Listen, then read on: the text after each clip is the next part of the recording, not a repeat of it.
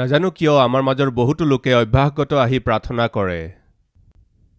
পাৰিবাৰিক হিচাপে আমি প্ৰাৰ্থনা কৰোঁ। সাধাৰণতে পাৰিবাৰিক হিচাপে প্ৰাৰ্থনা কৰোঁতে আমি পৰিয়ালৰ কাৰণে, তেওঁলোকৰ প্ৰয়োজনবোৰৰ কাৰণে, তেওঁলোকে সন্মুখীন হোৱা সংকটবোৰৰ বিষয়ে, দুৰ্ঘটনাবোৰৰ বিষয়ে, আৰ্থিক অনাটনৰ কাৰণে ঈশ্বৰৰ সহায় বিচাৰি আমি প্ৰাৰ্থনা কৰোঁ। কিন্তু তাকেই প্ৰাৰ্থনা বুলি আমি ভাবিব নালাগে।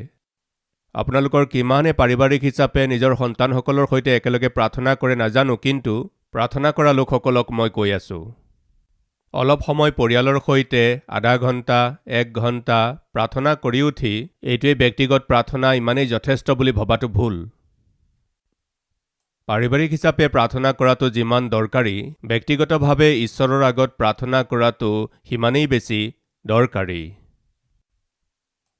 অকলশৰীয়াকৈ যেতিয়া আপুনি প্ৰাৰ্থনা কৰে তেতিয়া মন খুলি ঈশ্বৰৰ আগত কথা কয়। আপুনি ব্যক্তিগতভাৱে যেতিয়া প্ৰাৰ্থনা কৰে তেতিয়া পবিত্ৰ আত্মাই আপোনাৰ মনৰ ভিতৰত থকা অপৰাধবোৰ দেখুৱাই দিয়ে। পবিত্ৰ আত্মাই ঈশ্বৰে আপোনাৰ হৃদয়লৈ আত্মগ্লানিৰ ভাৱ আনে। আপুনি নজনাকৈয়ে আত্মগ্লানিৰ কাৰণে আপুনি চকু পানী টুকিবলৈ আৰম্ভ কৰে। সেইকাৰণে বাইবেলে কৈছে, কৰন্থিয়াবিলাকৰ প্ৰতি লিখা 2 পত্ৰৰ 7 অধ্যায় 10 নম্বৰ পদ পঢ়িছোঁ। কাৰণ ঈশ্বৰৰ ইচ্ছাৰ দৰে হোৱা মনোদুখে পালতিব নলগা পৰিত্ৰাণলৈ মন পালটন কৰায়, কিন্তু সাংসাৰিক মনোদুখে মৃত্যু সাধন কৰে। ঐশ্বৰিক মনোদুখো আছে আৰু সাংসাৰিক মনোদুখো আছে। ঈশ্বৰলৈ থকা ভক্তিমূলক মনোদুখে মানুহৰ হৃদয়লৈ আত্মগ্লানি আনে। গতিকে আপুনি যেতিয়া প্ৰাৰ্থনা কৰে তেতিয়া পবিত্ৰ আত্মাই আপুনি কৰা পাপ অপৰাধৰ প্ৰতি আপোনাক নিৰুত্তৰ কৰি পেলায়। পবিত্ৰ আত্মাই যেতিয়া আপোনাত মনোদুখ উৎপন্ন কৰে তেতিয়া আপুনি অনুতাপ কৰে আৰু আপুনি পৰিত্ৰাণ পায়। এই কাৰ্য আপুনি সকলোৰে সৈতে প্ৰাৰ্থনা কৰি থাকোঁতে নহয়। আপুনি অকলশৰে যেতিয়া আঁঠুলৈ প্ৰাৰ্থনা কৰে, আপুনি কি পাপ কৰিছে পবিত্ৰ আত্মাই তাক সোঁৱৰাই দিয়ে। আমাৰ মাজৰ কিমানৰ আজি এই বাক্য শুনি থকা কিমানজন লোকৰ যে অকলশৰে একান্তভাৱে প্ৰভুৰ সৈতে প্ৰাৰ্থনা কৰাৰ অভিজ্ঞতা আছে, এবাৰ নিজকে সোধকচোন। যদি আপোনাৰ ব্যক্তিগত কিবা শাৰীৰিক সমস্যা আছে তেন্তে আপুনি ডাক্তৰৰ ওচৰলৈ গৈ কি কৰে? আপুনি তাত ধৈৰ্য ধৰি অকলশৰে সকলো ক'ব নে পৰিয়ালবৰ্গ সকলোকে লৈ যাব? ভিতৰলৈ সোমাই গৈ ডাক্তৰৰ ওচৰত এখন সৰু চকী থাকে, তাতে বহিবলৈ দি কয়, কওকচোন কি হৈছে? তেতিয়া আপুনি সকলো ডাক্তৰক কয়। ডাক্তৰজনক সকলো বিৱৰি কয়। আপোনাৰ হৈ আপোনাৰ পত্নীয়ে যদি কথা কয়, আপুনি অলপ ৰ'ব। আপুনি কওকচোন, তেওঁ কথা ক'ব নাজানে, মই কওঁ ৰ'ব। তেওঁ কথা ক'ব নাজানে নহয়, তেওঁ কথা ক'ব নোৱাৰা অৱস্থা আপুনিয়ে কৰিলে। ডাক্তৰৰ ওচৰলৈ গ'লে ডাক্তৰে এইদৰে কৰে, যিজনৰ বেমাৰ হৈছে তেওঁক তাতে বহুৱায়। আশে-পাশে থকা সকলো লোকে সেই বেমাৰৰ বিষয়ে পৰামৰ্শ দিলে, বিৱৰণী দিলেও আপুনি মনে মনে থাকক, তেওঁ ক'ব বুলি কয়। যিজনৰ বেমাৰ হৈছে তেওঁৱেই ডাক্তৰক বিতংকৈ ক'ব লাগে। ঈশ্বৰৰ উপস্থিতিলৈ অহা ব্যক্তিজনেহে নিজৰ বিষয়ে ঈশ্বৰৰ আগত সকলো ক'ব লাগে। হাততালি বহুতো বজাইছে, কিন্তু মোৰ প্ৰশ্নটো হৈছে, কিমান সময় হৈ গ'ল অকলশৰে ঈশ্বৰৰ উপস্থিতিত আপুনি আঁঠু লোৱা? সমস্ত মনেৰে মুখামুখিকৈ ফেচ টু ফেচ ঈশ্বৰৰ আগত কথা কোৱা কিমান সময় হৈ গ'ল? এবাৰ ভাবি চাওকচোন। আপুনি প্ৰাৰ্থনা কৰাৰ সময়ত আপোনাৰ হৃদয়ে কি কথাত আপোনাক দোষী কৰে, সেইবোৰৰ বিষয়ে ঈশ্বৰে আপোনাৰ হৃদয়ত মনোদুখ উৎপন্ন কৰে। প্ৰভু, এই বিষয়টোত মই আপোনাক বৰ দুখ দিলোঁ, মোক ক্ষমা কৰক পিতৃ। এইদৰে কোৱাৰ সময়ত আপুনি নজনাকৈয়ে আপোনাৰ চকু পানী ওলায়। অনুতাপ আৰু দুখত আপুনি ভগ্ন হৃদয়ৰে সৈতে প্ৰাৰ্থনা কৰে। সেয়া কেতিয়া জানেনে? একান্ত সময়ত, অকলশৰে ঈশ্বৰৰ সৈতে কথা কোৱাৰ সময়ত। আজি বহুতো মানুহে একান্তভাৱে কৰা প্ৰাৰ্থনা, গুপুতে কৰা প্ৰাৰ্থনাৰ অৰ্থ বুজিয়েই নাপায়। কিন্তু কালবাৰী মাত শুনা প্ৰত্যেকজনেই সেয়া কেৱল জনাই নহয়, তাক অভ্যাস কৰি ল'ব লাগে।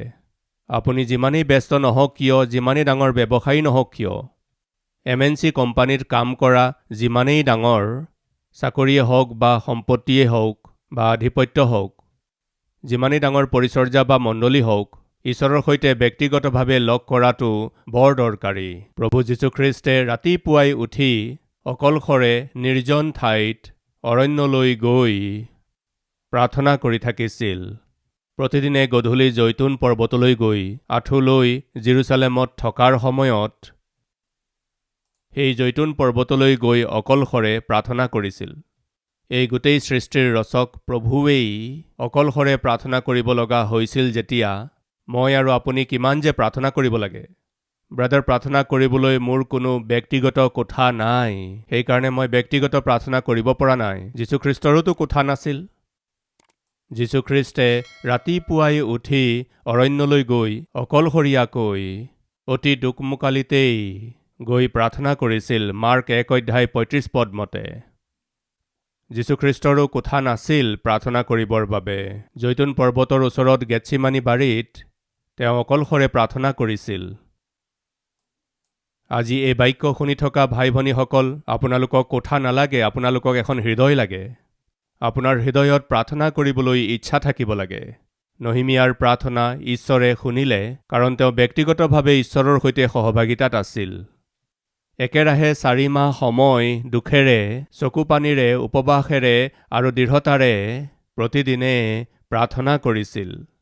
দৃঢ়তাৰে প্ৰতিদিনে প্ৰাৰ্থনা কৰিছিল, সেইকাৰণে ঈশ্বৰে সেই প্ৰাৰ্থনা শুনিলে। মোৰ প্ৰিয় ভাই ভনীসকল, আমাৰ প্ৰাৰ্থনা শুনি ঈশ্বৰে যদি উত্তৰ দিব লাগে, তেন্তে সৰ্বপ্ৰথমে আমাৰ হৃদয়খন ঈশ্বৰৰ আগত গ্ৰহণযোগ্য হ'ব লাগিব। হ'ব পাৰে জানি নাজানি, আকৌ এবাৰ কৈ দিছোঁ, জানি বুজি যি ভুলবোৰ কৰোঁ সেইবোৰৰ বাবে নিশ্চয় অনুতাপ কৰিব লাগিব। অজানিতে কিবা ভুল কৰিব পাৰে, সেইবোৰো ঈশ্বৰৰ আগত স্বীকাৰ কৰিব লাগে। কিন্তু আপুনি প্ৰাৰ্থনা কৰা সময়তেই ঈশ্বৰে আপোনাৰ জীৱনৰ দুৰ্বলতাবোৰ আপোনাক দেখুৱাব। পবিত্ৰ আত্মা ঈশ্বৰে আপোনাৰ দ্বাৰাই আপোনাৰ পাপবোৰ স্বীকাৰ কৰাব। পবিত্ৰ আত্মা ঈশ্বৰে আপোনাৰ দ্বাৰা আপোনাৰ পাপবোৰ স্বীকাৰ কৰোৱাৰ সময়ত মন পালটনৰ অৰ্থে উপযুক্ত দুখক আপোনাত উৎপন্ন কৰিব। আৰু যেতিয়াই আপুনি ঈশ্বৰৰ সন্মুখত ভগ্ন হৃদয়ৰে সৈতে দুখেৰে আৰু চকুপানী টুকি প্ৰাৰ্থনা কৰিব, সেই প্ৰাৰ্থনা শুনা ঈশ্বৰজনে আপোনাৰ হৃদয়খন ধুই দিব। প্ৰভুৱে নিজৰ তেজেৰে আপোনাৰ হৃদয়খন ধুই শুচি কৰে। তাৰ পাছত ঈশ্বৰৰ সৈতে আপোনাৰ সেই অদ্ভুত সহভাগিতাৰ কাৰণে আপুনি কৰা প্ৰাৰ্থনাৰ উত্তৰ পাব। লাইন ক্লিয়াৰ হৈ গ'ল। প্ৰায়ে ট্ৰেফিক জাম হৈ থাকে, গাড়ী আগবাঢ়িব নোৱাৰা হয়। 1 ঘণ্টা হৈ গ'ল, 2 ঘণ্টা হৈ গ'ল, 3 ঘণ্টা হৈ গ'ল, কিয় আগবঢ়া নাই? জাম হৈ গ'ল, কিবা দুৰ্ঘটনা হৈ গ'ল, ট্ৰাক বা বাছ গাড়ী মাজতে পৰি আছে। সেইটো ক্লিয়াৰ নোহোৱালৈকে আমি এখোজো আগবাঢ়িব নোৱাৰোঁ। অনুগ্ৰহ কৰি মনোযোগেৰে শুনিব। আপোনাৰ আৰু ঈশ্বৰৰ মাজত কিবা পাপ থাকিলে আপোনাৰ আত্মিক যাত্ৰাত বাধাৰ সৃষ্টি হয়।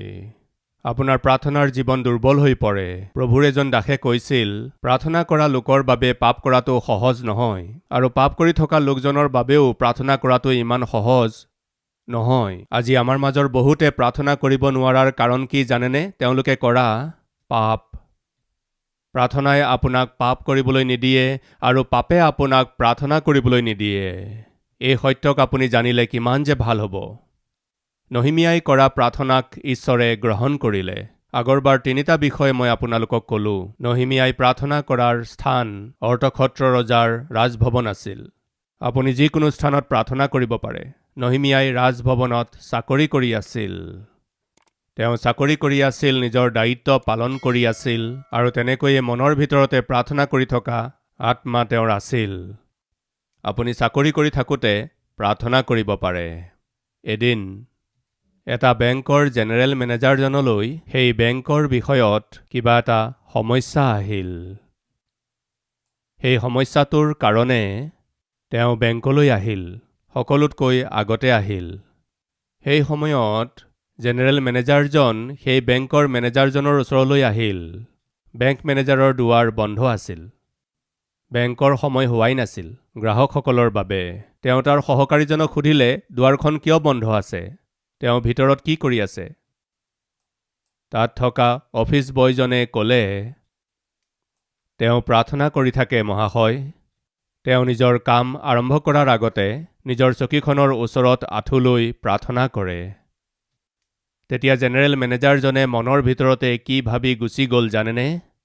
সেইকাৰণেই মই জেনেৰেল মেনেজাৰ হোৱাৰ পিছতো এই ল'ৰাটোৰ পৰামৰ্শ ল'বলৈ মই আহিব লগা হৈছে। কাৰণ তেওঁ ইমান জ্ঞানী। তেওঁ ইমান জ্ঞানী কিয় এই কথা আজি জানিলোঁ। জেনেৰেল মেনেজাৰে ভাবিলে মই এতিয়াহে বুজি পাইছোঁ। মোৰ নিচিনা এজন জ্যেষ্ঠ জেনেৰেল মেনেজাৰ পোষ্টত থকা মই সমস্যা আহিলে পৰামৰ্শ ল'বলৈ খৰখেদাকৈ মেনেজাৰজনৰ ওচৰলৈ আহিব লগা হৈছে। তেওঁ কেনেকৈ পৰামৰ্শ দিব পৰা অৱস্থালৈ গৈ পালে এতিয়া বুজি পালোঁ। তেওঁ চাকৰি কৰাৰ সময়ত ঈশ্বৰৰ পৰা সহায় লৈ চাকৰি কৰি আছে। তেওঁ যেতিয়া পৰামৰ্শ দিয়ে ঈশ্বৰৰ পৰা পোৱা জ্ঞানেৰে দিয়ে। মোৰ প্ৰিয় ভাই ভনীসকল, আপুনি চাকৰি কৰি থকা স্থানত আপুনি নিজৰ কোম্পানীৰ কাৰণে, আপোনাৰ ফেক্টৰীৰ কাৰণে আশীৰ্বাদদায়ক, আপোনাৰ কোম্পানীৰ কাৰণে আশীৰ্বাদৰ কাৰণ, আপুনি য'ত কাম কৰে, যিজনে আপোনাক কাম কৰিবলৈ দিছে, তেওঁৰ বাবে আপুনি আশীৰ্বাদদায়ক হ'বলৈ হ'লে প্ৰাৰ্থনা কৰাৰ আত্মা সদায় আপোনাৰ লগত থাকিব লাগে। নহিমিয়া এজন প্ৰাৰ্থনা কৰা ব্যক্তি আছিল। সেইকাৰণে ৰজাই সুধিলে, তোমাক কি লাগে নহিমিয়া? ৰজাই এইদৰে সোধোতে খেলিমেলিকৈ তেওঁ একো নক'লে। নাজানো কিয় কিছুমান মানুহৰ বহুত বেছি পেক কৰি থকাৰ অভ্যাস থাকে। তোমাক কি লাগে নহিমিয়া? এই বুলি কওঁতে মই স্বৰ্গৰ ঈশ্বৰৰ আগত কি কৈছে? প্ৰাৰ্থনা কৰি শ্বৰ্ট প্ৰেয়াৰ। কিমান যে চুটি প্ৰাৰ্থনা কৰিছিল উত্তৰ দিয়াৰ আগতেই। It was a very short prayer. একেবাৰে চুটি প্ৰাৰ্থনা আছিল। কিন্তু সি ডাঙৰ উত্তৰ আনিব পৰাৰ কাৰণ কি জানেনে? তাৰ আঁৰত এটা মহান প্ৰাৰ্থনাশীল জীৱন আছে। নাপাহৰিব। মই প্ৰাৰ্থনা কৰি ৰজাৰ আগত এইদৰে নিবেদন কৰিলোঁ। সেয়া কি বাৰু? যদি মহাৰাজে ভাল দেখে আৰু আপোনাৰ এই বন্দীয়ে যদি অনুগ্ৰহ পাওঁ, তেন্তে মোক জিহুদালৈ, মোৰ ওপৰ পিতৃবিলাকৰ মৈদামৰ নগৰলৈ পঠাই দিয়ক। মই তাক পুনৰাই সাজিম। তেওঁ প্ৰাৰ্থনা কৰাৰ স্থান ৰাজভৱন আছিল। তেওঁ প্ৰাৰ্থনা কৰাৰ সময় বৰ কম সময় আছিল, একেবাৰে কম সময়। তেন্তে সেই প্ৰাৰ্থনাৰ বাবে পোৱা উত্তৰ তিনিটা কথা: প্ৰাৰ্থনা কৰা স্থান, প্ৰাৰ্থনা কৰাৰ সময় আৰু প্ৰাৰ্থনাৰ পৰা পোৱা বা প্ৰাৰ্থনাই লৈ অহা উত্তৰ। কেনেকুৱা উত্তৰ পাইছিল জানেনে আপুনি? মই পঢ়িছোঁ, চাব। মহাৰাজ, আপুনি মোক অনুমতি দিলে, আপুনি মোক পঠিয়ালে, আমাৰ ওপৰ পিতৃবিলাকৰ মৈদামৰ নগৰখন সাজিবলৈ আপুনি মোক যদি পঠিয়ায়, মই যাম মহাৰাজ। আপুনি পঠাবনে? তেতিয়া ৰজাই, যাৰ ওচৰত ৰাণীও বহি আছিল, মোক সুধিলে, তই কিমান দিনৰ নিমিত্তে যাবি আৰু কেতিয়া উলটি আহিবি? সুধিলে, পঠাম, কিন্তু নহিমিয়া আগতে মোক কোৱা। কি মহাৰাজ? কেতিয়া আহিবা কোৱা। এইটো বৰ ভাল কথা প্ৰিয়সকল। মোক নিশ্চয়তা দিয়া। কেনেকুৱা গেৰেণ্টি মহাৰাজ? ঘূৰি যে আহিবা তাৰ গেৰেণ্টি দিবানে? কিছুমান ভাই মোৰ ওচৰলৈকো আহে ছুটি বিচাৰিবলৈ। ব্ৰাদাৰ, ছুটি দিয়কচোন বুলি কয়। কিছুমান লোকে ছুটি বিচাৰিলে 5 দিন বিচাৰিলে 2 দিনহে দিওঁ। নাই মহাশয়, 4 দিন। মনে মনে থাকা, ইমান কাম আছে, 5 দিন কিয় ছুটি লাগে? 2 দিন লৈ লোৱা বুলি কওঁ। কিছুমানে আহি এসপ্তাহৰ বাবে ছুটি লাগে বুলি কয়। তেনেকৈ ক'লে মুখলৈকো নাচাওঁ। লৈ লোৱা ভাই, লৈ লোৱা। লৈ লোৱা বাবু, লৈ লোৱা। তেওঁলোকে খুজিবলৈহে পালে। এতিয়া ডাইৰেক্টটো সুধিব নোৱাৰোঁ নহয়, গেৰেণ্টি দিব জানো বুলি। কি গেৰেণ্টি ভাই? আৰু কেতিয়াও নাহোঁ বুলি। কি বুলি কৈ আকৌ কেতিয়াও নাহোঁ বুলি গেৰেণ্টিটো বিচাৰিব নোৱাৰোঁ নহয়। তেওঁলোকে ভাবিব পাৰে, নাজানো কিয় ব্ৰাদাৰে ছুটি বিচাৰিবহে পালোঁ, লগে লগে দি দিলে। কিমান যে ভাল। ভাল নহয় ভাই, মোক তুমি বুজি পোৱা নাই। এতিয়াৰ পৰা চাব, আমাৰ মানুহে ছুটি ল'বলৈ আহিলে মোৰ মুখলৈহে চাব। তেওঁ কিবা কৰিব, মুখলৈ নোচোৱাকৈয়ে দি দিব নে 5 দিন বিচাৰিলে 2 দিনহে দিব। নহিমিয়া, তোমাক ছুটি দিম, কিন্তু মোক কথা দিব লাগিব। কি মহাৰাজ, ঘূৰি আহিম বুলি কথা দিবানে? কিমান অধিক যে নহিমিয়াই ৰজাৰ মন জয় কৰিব পাৰিছিল, তাৰ ফলস্বৰূপে ৰজাই তেওঁক এইদৰে প্ৰশ্ন কৰিলে। ই নাথাকিলে বেলেগ এজন আহিব, তাতনো কি আৰু। ৰজাই এইদৰে ভাবিব পৰা নাছিল, কাৰণ হৈছে এওঁ নহ'লে বেলেগ এজন আহি যাব, কিন্তু নহিমিয়াৰ নিচিনা বেলেগ এজন যে আৰু পাম, তাৰ চান্স মোৰ একেবাৰে নাই। নহিমিয়াৰ নিচিনা মই দ্বিতীয় এজন নাপাম। মই সুধিছোঁ ভাই ভনীসকল, আপোনালোকে ক'ত কাম কৰে মই নাজানো। কোনটো কোম্পানীত, কোনটো ফেক্টৰীত, কোনখন হস্পিটালত, কোনখন এডুকেশ্যনেল ইনষ্টিটিউটত কাম কৰি আছে মই নাজানো, কিন্তু আপোনাক যিজনে কাম দিলে সেই অধিকাৰীজনে আপোনাৰ বিষয়ে এইদৰে ক'ব পাৰেনে? কৰ্মচাৰীটো পাই যাম, কিন্তু এনেকুৱা ব্যক্তি কেতিয়াও নাপাম। কাম কৰা মানুহটো পাই যাম, কিন্তু এইদৰে কাম কৰা মানুহ নাপাম। মেনেজাৰটো পাই যাম, কিন্তু এনেকুৱা মেনেজাৰ নাপাম। আপোনাক দেখি আপোনাৰ ওপৰৰ অধিকাৰীৰ মনলৈ এনেকুৱা ভাৱ আহিছেনে? নহিমিয়া নহ'লে বেলেগ এজন পাম। আফটাৰ অল, পাণপাত্ৰ ধৰোতা ৰজাই বিচাৰিলে 100 জন আহি যাব। য়েছ, ৰজাই বিচাৰিলে 100 জন আহি যাব, কিন্তু ৰজাই ভালদৰে জানে যে 100 জন আহিলেও নহিমিয়াৰ নিচিনা ব্যক্তি মই দ্বিতীয়জন নাপাম। কি কাৰণে? নহিমিয়া বৰ আনন্দিত লোক, বৰ বিশ্বাসযোগ্য লোক, বৰ শান্ত ব্যক্তি, এজন প্ৰকৃত আত্মিক ব্যক্তি। ৰজাই সুধিছে, তুমি কেতিয়া আহিবা ক'বানে? কিবা গেৰাণ্টি দিবানে তুমি উভতি অহাৰ? তেতিয়া নহিমিয়াই ৰজাক ক'লে, মহাৰাজ, মই নিশ্চয় ঘূৰি আহিম কাম শেষ কৰাৰ পিছত। মই নিশ্চয় ঘূৰি আহিম বুলি কৈ ৰজাক কথা দিলে। 6ষ্ঠ পদ। তেতিয়া ৰজাই মোক সুধিলে, সেই সময়ত ৰাণী তেওঁৰ ওচৰত বহি আছিল, তই কিমান দিনৰ নিমিত্তে যাত্ৰাত থাকিবি আৰু কেতিয়া উলটি আহিবি? পাছে ৰজাই মোক অনুগ্ৰহ কৰি পঠাই দিলে। নহিমিয়াক পঠাবৰ বাবে ৰজাৰ মনত অনুগ্ৰহ উৎপন্ন কৰিলে। পাণপাত্ৰ ধৰোতা ৰজাৰ আগত পাণপাত্ৰ আগবঢ়াই দিওঁতা। কি হ'ল জানেনে? প্ৰাৰ্থনাৰ দ্বাৰা, পবিত্ৰতাৰ দ্বাৰা এখন দেশৰ তেওঁ ৰাজ্যপাল হ'ল। এটা উচ্চ পদবী লাভ কৰি জেৰুচালেম নগৰখনৰ আৰু দুৱাৰবোৰৰ পুনৰ নিৰ্মাণ কৰিলে। প্ৰিয় ভাই ভনীসকল, তেওঁ গড়বোৰ নিৰ্মাণ কৰিলে। প্ৰাৰ্থনা কৰা লোকসকলহে কামত আহিব। প্ৰাৰ্থনা কৰা লোকসকলহে উপযোগী হ'ব। প্ৰাৰ্থনা কৰা লোকসকলেহে পৰিচৰ্যা কৰিব পাৰিব। প্ৰাৰ্থনা কৰা লোকসকলহে প্ৰভুৰ হাতত অস্ত্ৰ হিচাপে ব্যৱহাৰ হ'ব। কেৱল অন্য লোকৰ সৈতে একেলগে প্ৰাৰ্থনা কৰিলে নহ'ব। কেৱল পৰিয়ালৰ সৈতে একেলগে প্ৰাৰ্থনা কৰিলে নহ'ব। ব্যক্তিগতভাৱে আপুনি প্ৰাৰ্থনা কৰিব লাগিব ভাই ভনীসকল। অকলশৰে প্ৰাৰ্থনা কৰিব লাগিব। সেয়াইহে আপোনাৰ আৰু ঈশ্বৰৰ মাজৰ সহভাগিতাক গঢ় দিয়ে, এটা সবল সম্বন্ধ গঢ়ি তোলে। প্ৰভুৰ মন আপুনি বুজিব পাৰিব, তেওঁৰ হৃদয়খন কেনেকুৱা জানিব পাৰিব। কেতিয়া? যেতিয়া আপুনি অকলশৰে মন খুলি কথা পাতিব।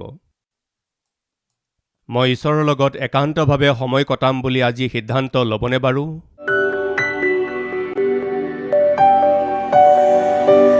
পবিত্ৰ পিতৃ ঈশ্বৰ, নহিমিয়াই কৰা প্ৰাৰ্থনাৰ অদ্ভুত উত্তৰ আপুনি দিলে।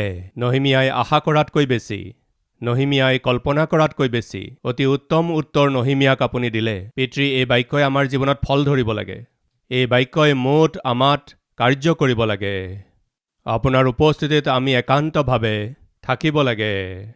এনেকৈ নথকাকৈ আমাৰ এদিনো পাৰ হ'ব নালাগে। এনেকুৱা প্ৰাৰ্থনাৰ জীৱন, এনেকুৱা পবিত্ৰ জীৱন, এনেকুৱা বিশেষ জীৱন সকলোকে দিয়ক পিতৃ। সৰু ডাঙৰৰ মাজত পাৰ্থক্য নাৰাখি, যুৱক যুৱতী হ'ব পাৰে, ছাত্ৰ ছাত্ৰী হ'ব পাৰে, স্কুললৈ যোৱা হ'ব পাৰে, জ্যেষ্ঠ হ'ব পাৰে, অৰ্ধবয়সৰ হ'ব পাৰে, যিকোনো বয়সৰ হ'ব পাৰে। আজি বাক্য শুনি থকা প্ৰত্যেকে একান্তভাৱে আপোনাৰ উপস্থিতিত আঁঠু লৈ প্ৰাৰ্থনা কৰিবলৈ অনুগ্ৰহ দিয়ক। তেওঁলোকে নিজেই পিতৃ আশ্চৰ্য কৰ্ম আপোনাৰ দ্বাৰা নিজৰ জীৱনত দেখিব আৰু আনৰ জীৱনতো দেখিবলৈ পাব।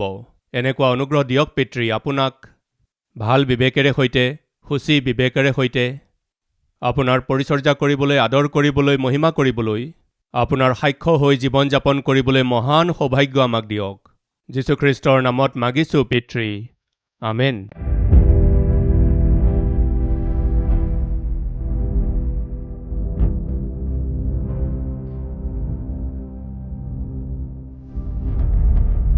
हमारा address Calvary, post box number 30, Kukatpally, Hyderabad 72।